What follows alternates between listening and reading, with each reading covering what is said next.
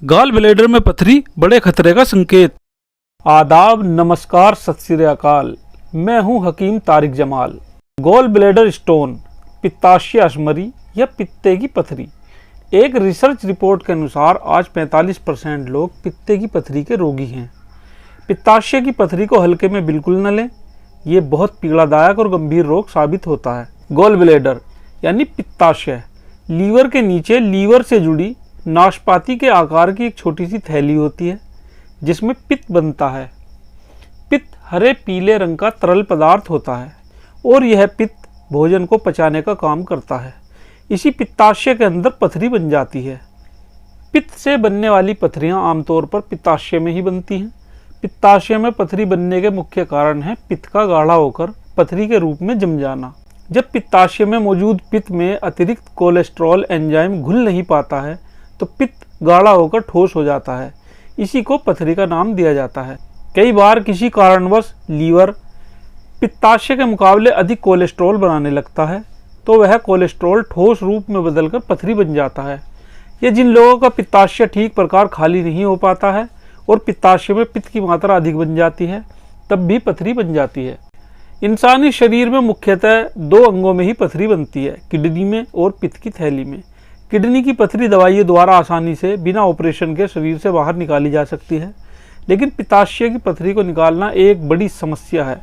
डॉक्टरों के मुताबिक 5-6 mm तक की पित्ताशय की पथरी को दवाइयों से घोलकर ख़त्म किया जा सकता है, लेकिन 6 mm से बड़ी पथरी को बिना ऑपरेशन के बाहर निकालना लगभग नामुमकिन है। पित्ते की पथरी के कारण कई प्रकार की जटिल समस्याएं पैदा हो जाती हैं, जैसे कि पित्त नली में सूजन और इन्फेक्शन या कोलेस्टिटिस यानी पित्ते की थैली में सूजन। गॉल ब्लैडर स्टोन के कारण यदि गॉल ब्लैडर में इन्फेक्शन हो जाए या स्टोन पित्त नली में फंस जाए तो पेट के ऊपरी दाएं भाग में तेज दर्द होता है। छाती की हड्डी के नीचे और पेट के बीच में बहुत तेज जलन और भयंकर दर्द होता है। यदि इन समस्याओं का समय पर उचित इलाज न कराया जाए तो इससे पित्ताशय की थैली में कैंसर का खतरा भी बढ़ सकता है।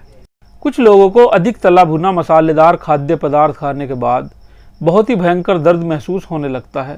पेट बुरी तरह अफर जाता है और कई घंटों तक लगातार यह दर्द बना रहता है। इसके अलावा कुछ लोगों को पित्ते की पथरी में दूसरे तरह के अनुभव होते हैं, जैसे जी मिचलाना, उल्टी होना, पेशाब का रंग गहरा हो जाना, दस्त, खट्टी डकारें, पसलियों के नीचे पेट में जलन महसूस होना, बहुत ज़्यादा गैस बनना, बुखार, आंखों में पीलापन और अचानक पीलिया हो जाना आदि पित्ताशय के इन्फेक्शन के लक्षण हैं।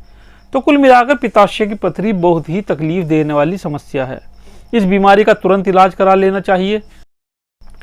पित्ताशय में पड़ी हुई पथरी कई बार बिल्कुल भी तकलीफ नहीं देती और धीरे धीरे उसका साइज बढ़ता चला जाता है और एक समय आने पर पित्ताशय फट भी जाता है, जो कि बहुत ही खतरनाक स्थिति पैदा कर देता है। पित्ते में 5-6 mm की पथरी अगर शो हो जाती है तो कुछ घरेलू उपायों से भी उसे गलाकर ख़त्म किया जा सकता है, जैसे 100 ml गाजर का रस और 100 ml ककड़ी का रस मिलाकर दिन में 2 बार खाली पेट कुछ हफ्तों तक पीने से पथरी गलकर ख़त्म हो जाती है। पुदीना में टेरपिन नामक यौगिक पाया जाता है जो प्रभावी रूप से पथरी को तोड़ देता है। दिन में 2 बार पुदीने की कुछ पत्तियों को उबालकर वो उबला पानी पीने से भी पित्ताशय की पथरी समाप्त हो जाती है। अनार का जूस 2 गिलास दिन में पिएं और 50 ml जैतून का तेल पिएं। इस तरीके से भी पित्ताशय की छोटी पथरी गल जाती है। इन तरीकों के अलावा खान पान पर भी ध्यान रखना होता है।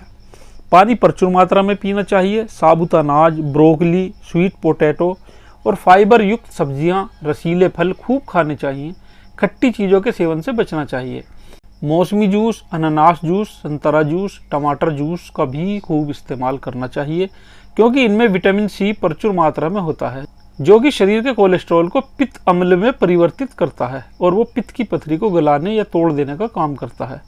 तो दोस्तों, पित्ताशय की 6 mm तक की साइज की पथरी को मेरे बताए तरीकों से गलाकर ख़त्म किया जा सकता है। आप चाहें तो पित्ताशय की सर्जरी कराने से पहले इन उपायों को 2-3 महीने तक इस्तेमाल करके देख सकते हैं।